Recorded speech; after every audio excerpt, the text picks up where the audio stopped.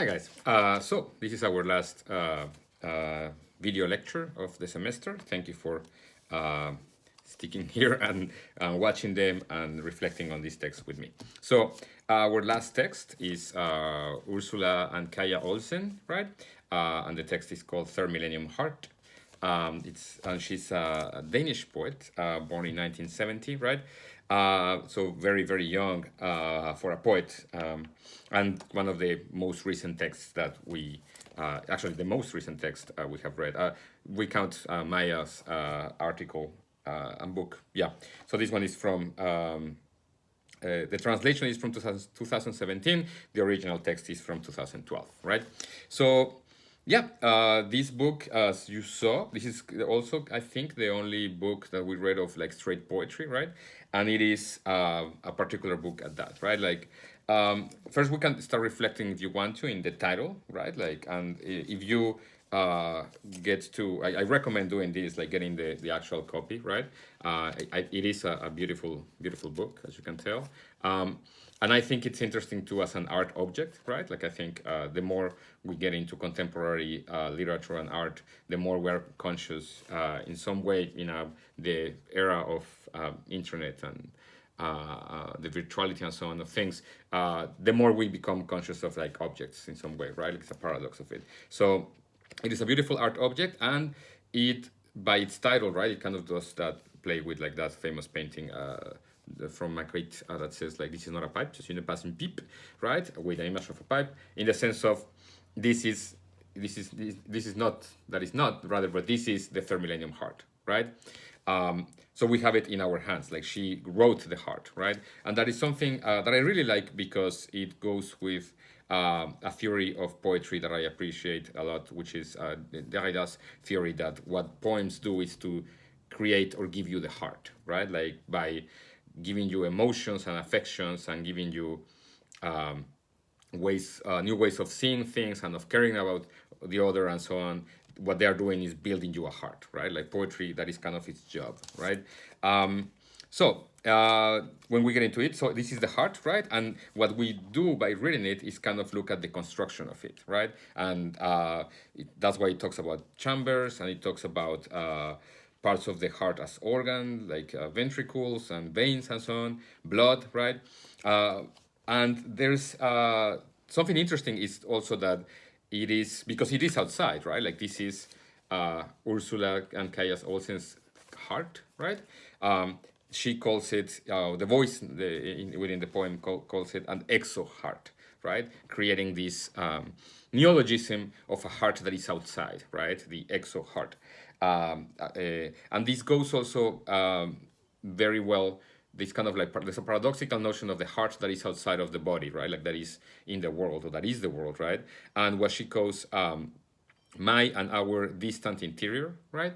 And if you know poetry a little bit, poetry is like any other, is part of any other genre, is part of the literary tradition, but at the same time, it's also its own tradition, right? Like poets, if you're a poet, you read other poets, right? Like it's part of how we create this dialogue through the ages, right? And when she's talking about, or the voice is talking about distant interior, there is a dialogue there with a very famous French poet, Belgian poet rather, called Henri Michaud, who talks about the lointain intérieur or distant interior, right? So Michaud created this notion also of the fact that within ourselves there is some kind of distance or space, if you will, right? Like, and that plays in many ways to what poetry does, not only about the idea of getting to know yourself and having a stranger within yourself, but also of being the one who has the stranger, right? And we see it here a lot, who has the hospitality of hosting the stranger in within, right? And that is very remarked in this text, not only because of the exo heart, right, but also because the idea of at the end, especially about how the heart ends up being a city, right, like a city that precisely hosts houses, right? And we see a lot of these host and houses the other, right? We see a lot of these almost like Russian dolls, container, like, kind of like games on who contains whom, what contains what, right? Like, is the heart something that has things inside, or is rather things that have hearts inside, right? Like there are a lot of reflections on this, especially in the idea of building a world, right? And that also takes us to the title, right? Like third millennium heart being the heart that is being built right now at the beginning of the millennium, right? Like after the year 2000. Uh, and in that sense, it also reflects on the history of that we're living right now, right? Like it talks, for example, about capitalism, right? It talks about our relation to animals, our relation to the world, the nature, right? The idea of nature and culture appear as two complex sides, right? Like of life in general and human life and so on. But they always appear in this kind of uh, contradictory or aporetic container containment, right? Like they are at some point the same, they are different. She uses a lot the metaphor of robbing, right? Like robbing and creating fire, right? Fire being also one of the most common symbols to describe that interstice, that space between nature and culture, right? Like fire being a natural occurrence, but also being what helped humanity develop technology and culture later on, right? So there are many things to get from the book and to understand it, right? It is a very enjoyable, very challenging book in some way. It plays a lot with contradictions, right? It's not afraid to say things and then go back in them. Like it's not afraid to also question its own statements, right? And say at some point like, am I lying? Yeah, and there's no way you can stop me from doing it, right? And in that sense, yeah, like it kind of uh, shows a side of literature that we have seen in other texts, right, during our semester, um, but that is exacerbated here, which is the production of meaning also happening through the suspension of meaning, right? Where it is really a moment where we don't understand. There is a tension in the words and in the sentences, or between pages or between passages, that creates not clear statement, right? And that creates also a different kind of experience, right? So we discover a literary experience that is not based in a clear understanding, right? But a literary experience that is based rather in the confusion, that is based in a kind of confusion that it is almost contemplative, right? So in that sense, it has many moments like that. It kind of works like that in itself, right? Sentences. We have a lot of sentences that act in a very musical, rhythmical way, which is something common for poetry, right? The philosopher Gilles Deleuze calls it the ritournelle, right? Which is the refrain, we call it in English, right? And these are sentences that keep coming back over and over, and they're marking a rhythm, right, to the text, but kind of that makes you think also of the beating of the heart, right? But also a beating and a rhythm that drives or determines our reflection, right, on the text. So one, for example, that I underlined here that I saw as very important was the sentence, "I am only exposing the structure," right? Which again can be read, or and is read a lot as about the structure of the heart, the third millennium heart that being built, but also as the structure of language, right, and the structure of our home as in the world, right, as our ecological and economical home, right? Like so again, the idea of how much language and culture, nature are related to capitalism, right? How much are they related to the body, right? Like the book, as you could tell, is very much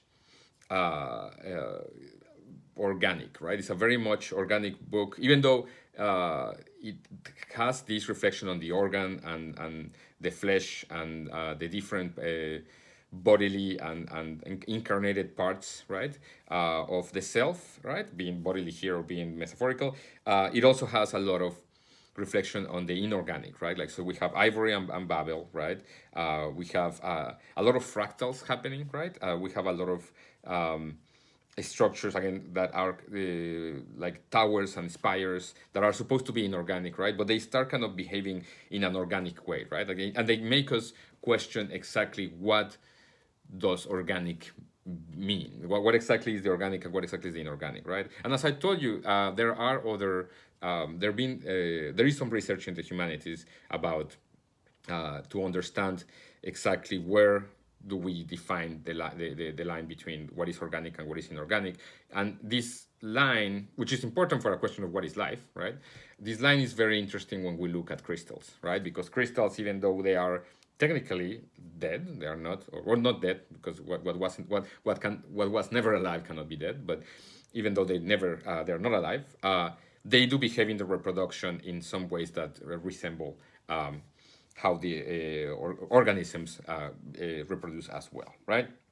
Uh, so yeah, the poem tries to question kind of like all these dimensions, right? While at the same time, kind of like pleading towards the construction of this heart, right? And let's say that the one of the easiest way of understanding this and seeing this in the poem is that if it has any subjects as a narrative, right? Like if it has any characters as a narrative, there are pretty much only two, really, and it's you and I, right? There are a lot of reflections on you and I. There are a lot of mini stories, if you will, like sentences like "You are inside me," like "I am the entire world," right? I am everything yet no one, right? You are the heart of us, right? Because you were without beginning or end, right? And then there are figures even as the you wagon and the I wagon, right? So a lot of it has to do with this idea, and again, it's something that both authors that I work on, Derrida and Beckett, talk a lot about, which is the idea of poems are also some sort of prayer, right? Like, and not in the traditional sense of a prayer within an institutionalized religion where we are addressing one another is addressing a particular god, but rather a prayer as in a what we'll call a kind of sentence, a kind of a statement, right? Like just thinking in terms of literature and language, what does a prayer do, right? Who or whom is its subject, right? It's a kind of plead, right? It's a plead towards something transcendent not necessarily in the sense of divine, but also just in the sense of outside of myself, right? So a lot of the speech acts or the statements that the book is doing have to do with this kind of prayer as an address towards this you, right? This other that we address in the most intimate way by using a you, right?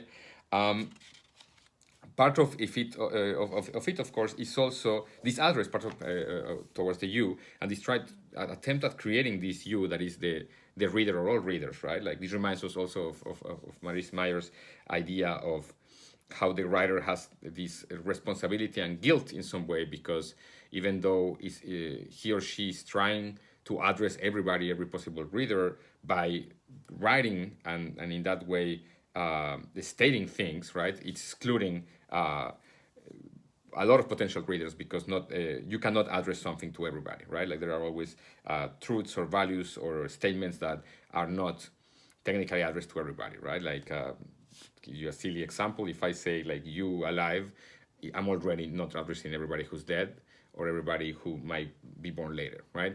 Which is something that also is prominent here in the Third Millennium Heart. I will say that at some point it seems that its addressee, its more important addressee, are those unborn individuals. Unborn lives, it's mentioned on page 203, right?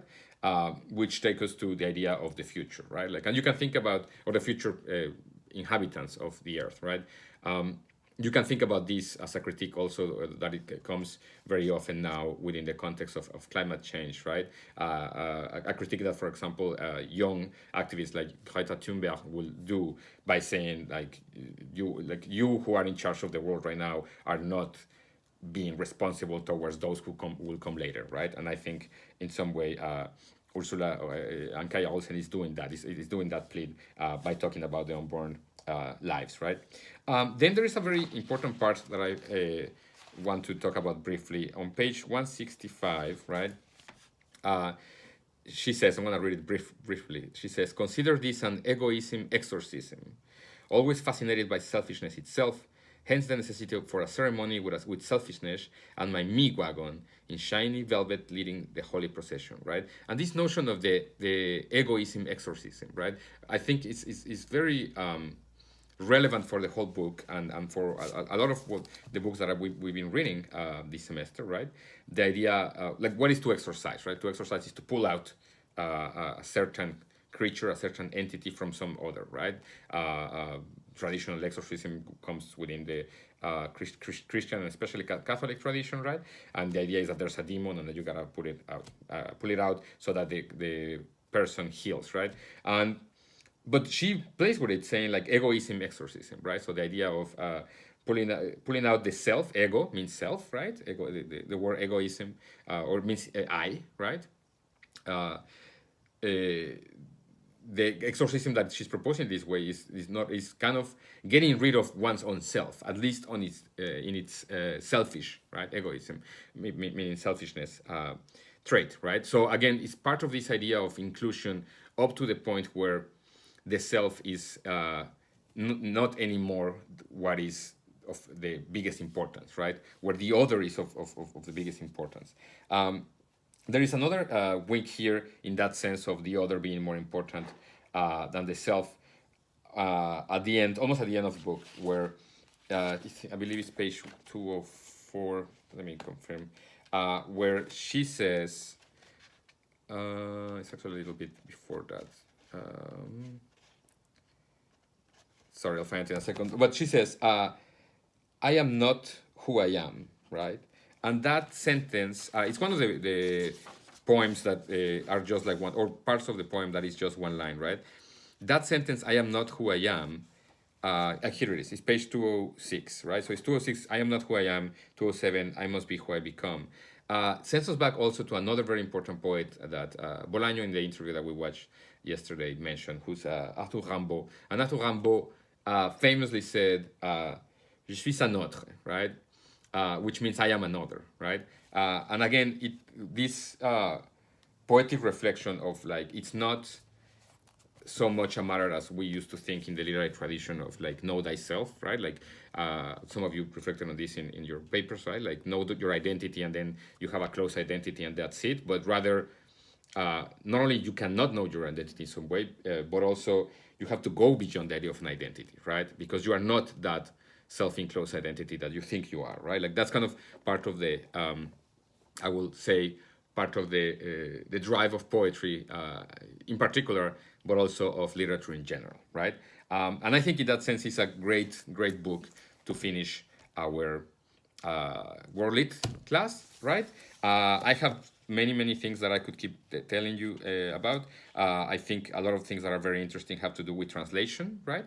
The figure of Babel comes often, not anymore as the idea of the punishment of the hubris of mankind and then the consequent split of the one language into several, but actually it comes out in a beautiful way, right? Like Babel appears rather as a place where we want to return, where we want to be, right? For example, it says the towers are the cradle, right? Like there's also not only one tower, but many towers, right? Like again, this idea of an incorporation of difference, right?